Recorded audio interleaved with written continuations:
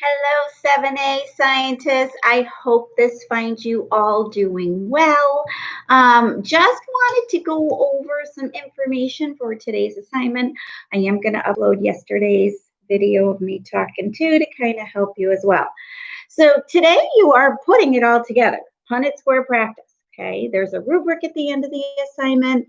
It's an essential assignment. You got to do it. You can use all your notes from the last few assignments to get this one done, all right? And of course, yes, you can fix it if you goof up, all right?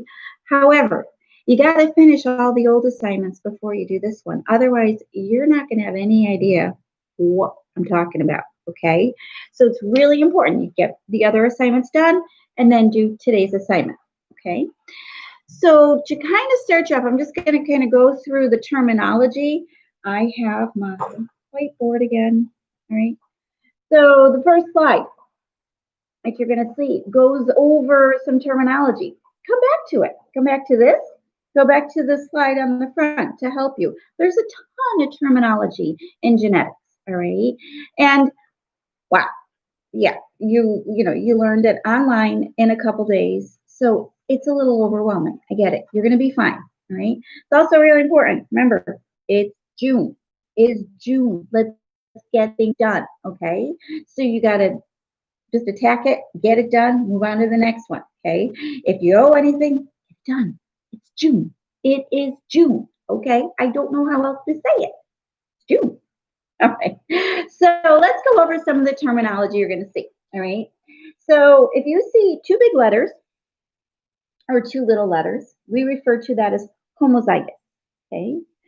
Because they are the same. So this is homozygous dominant, and this is homozygous recessive, okay? Homozygous. A big and a little letter is heterozygous because they're different size letters. Different. Heterozygous, different, a big and a little. This is also showing you the dominant trait as well because it's got a big letter. Anytime you have one big letter, you see the dominant trait.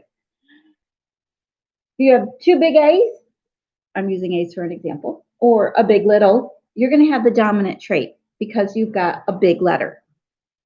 Anytime you have two little letters, the only time you're going to see the recessive trait. It's the only time. Two little letters. Little. Two little letters, recessive, okay? Sometimes we'll say homozygous recessive, homozygous dominant, heterozygous. Okay. Capiche, capach, capuch, okay? Phenotype. You're going to be asked, what is the phenotype? That's the trait that you see. Do you see blonde hair, blue eyes, round, wrinkled, whatever we're talking about, right? Widow's peak, no widow's peak, no widow's peak, right? Gray hair, no gray hair, whatever it is, right? The trait, all right, is the phenotype. Genotype, genes, letter combination. So you would tell me big, little, big, how many, right? When you count up your squares, okay? Allele, we use that word a lot. Allele. Try saying that 5 times fast. It's really hard. Allele is a trait. And for the most part, for what you guys are concerned about, there are 2 forms of the trait, okay? Widow's peak, no widow's peak, okay? Round seed, wrinkled seed. Hitchhiker thumb, no hitchhiker thumb, right? 2 forms. There are cases, and eye color is one of them, hair color is one of them, where there's a couple other things involved. There's multiple genes. We're not even talking about that. Okay, we're not even getting there, right? If we were in school, we would have.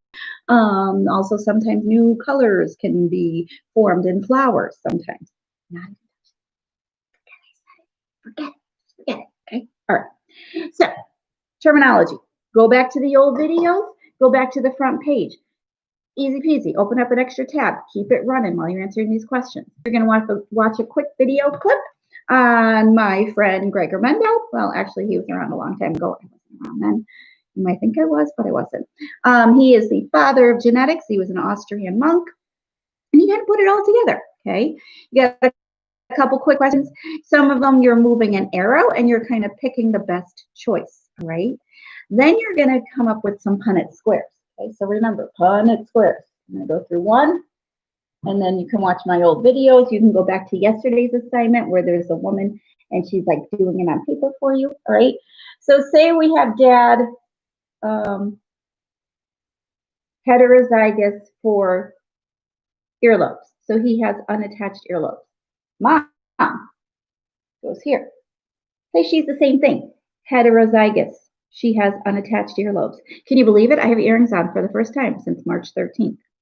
Just thought I'd throw that in there. So let's fill in our boxes. Dad comes down. Dad comes down. Dad comes down. Dad comes down. Okay. Mom goes across. Mom goes across. Mom goes across. Oh, we like to have the big letter front. Not wrong if you put it the other way. Okay. But we like to have the big letter front. Okay. So you have 2 letters in each box. Got to have 2 letters in each box. Okay. 1 letter comes from dad. 1 letter comes from mom. Now you got to count it up. Remember, 4 squares equals 100%. Right? Told you yesterday. Think of money. 4 quarters. 25 cents, 25 cents, 25 cents, 25 cents equals $1. Okay? Think of it that way. Okay? 2 big letters, unattached earlobes. A big and a little, unattached earlobes. A big and a little, unattached earlobes. Little, attached earlobes. My daughter is hooting and hollering in the back, but she remembers genetics. All right, let's first look at the genotype. Genotype, gene combination. I want the letter combination. I've got 1 big A, big A. I've got 1, 2 big A, little A's. And if you have little a, big A, they're the same thing. Okay, oops, can you see that? I have 1 little a, little A. That's my genotype. What the gene makeup is, the letter combination. Phenotypes. What trait do I see? Well, I either see attached earlobes or unattached earlobes, right? Unattached. Unattached. Unattached. You can't do it backwards. I'm looking at the screen. Attached. So I have 1, 2, 3 unattached, 3 unattached earlobes, 1 attached. If I add 3 and 1 together, I get 4. Let's convert that to a percentage. 3, so 25, 50, 75. 75% chance of having a baby with unattached earlobes. 25%. Because it's 1 box. Chance of having a baby with attached earlobes. Each time you have a kid, you go back and make a new Punnett square, right? Because it's the same probability, okay? So there's a 75% chance because 3 boxes have a big letter in them of having unattached dominant trait. Only 25% chance of having attached earlobes. Little, okay? Make your Punnett squares for each one. If it helps you to do it on paper and take a picture of it, send it in rather than click on everything. If that's easier, do it. It's okay. I'm okay with that. Message me if you have any questions. All right. Have a great day.